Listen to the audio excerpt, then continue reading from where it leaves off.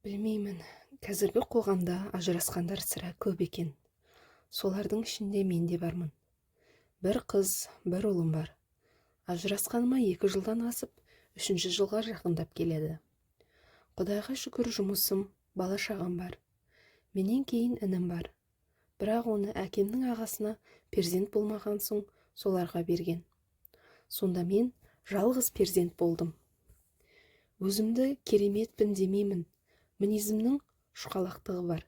Мүмкін сол мінезімнен таптым ба білмеймін. Ата-енеме еш ұнай қоймадым. Бәлкім ерке болдым ба білмеймін. Бірақ еш тірліктен қашпадым. 15 сиырды бақтым. Тамақ жасауды ғаламтордан үйреніп, нағыз аспазшы болдым. Сүтті жинай бермей сатайын деп жұмысыма әкеп сататын едім. Кір жуулы, үй жинаулы, бақша егулі, әйелдің міндеті болған соң басыңа түссе істейді екенсің. Сонда да ұнамадым.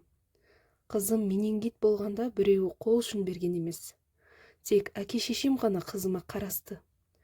Жанын аман қалдырған әуелі Алла, соған себепкер ата-анам болды. Тапқан тиынымның барлығын бердім. Себебі мен де сол үйдің адамымын ғой. Жолдасым екеуміз бір-бірімізді жақсы көрдік. Бірақ бір кінәсі отбасын сақтауды жалғыз маған артық қойды.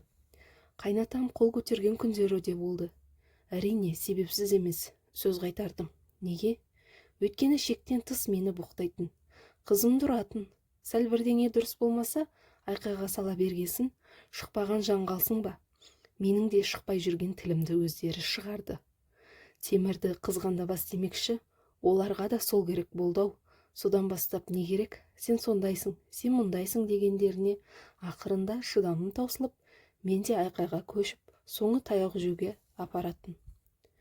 Жолдасым ешкімді жақтаған емес. Тек анасын ғана тыңдайтын. Әрине, анасы да жақтырмайтын мені. Ақыры мақсатына жетіп, жолдасымды көндіріп, бізді ажыратып алды. Мен ажырасқанды көтере алмай, 2 ай ауруханада жаттым. Бір күні ВКонтакте желісінен қарасам, күйеуім үйленіп кетіпті. Қолымда 2 жасар қызыммен, 3 айлық ұлыммен атам-анамның қолында қалдым. Қазір оның бір қызы бар. Алиментін төлейді. Тек балдарын іздеп келмейді. Өйткені әйелі оған қарсы.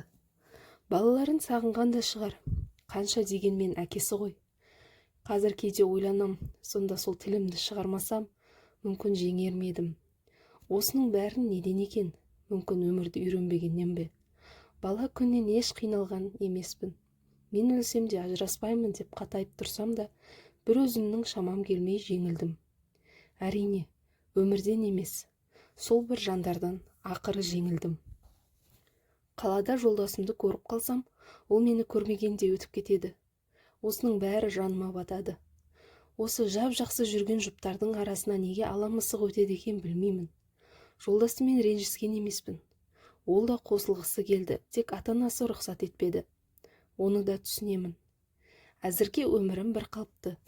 Қанша жерден жағдайым болып, балаларыммен алдансам да, жаным жабырқаулы. Жалғыз сыраймын, сөз салғандар жоқ емес, бар. Бірақ оларды қайтемін, бәрібір олармен болашағым жоқ қой. Мақсаттарым көп, бірақ жалғыз қиналып кеттім. Әзірге магистратурада оқимын, және институтта менеджер болып істеймін. Жұмысымда бір жігіт сөз салып жүр. Осыдан 1 ай бұрын көлік апатына түскенімде, бас-аяғы қасымда болды. Сонда анамның 70-ге келген әпкесі, сол жігітті ұстап ал, жақсы жігіт. Тиіп алмасаң да алданышың. Бар жоғы 27 жастасың, ертең ауру боласың деген сияқты сөздерін жиі айтып кетті. Ал мен қаламаймын. Біріншіден ол үйленбеген, екіншіден онымен болашағым жоқ.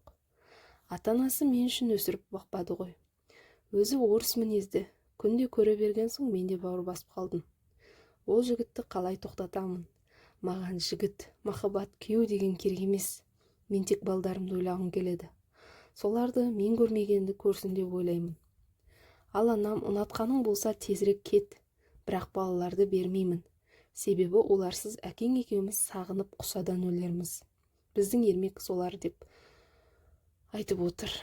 Олар да маған жаны ашып айтқан ойлары болар. Ал менше, мен не істеймін? Мен де балаларымсыз өмір сүре алмаймын ғой. Ал сіздер қандай ақыл кеңес берер едіңіздер?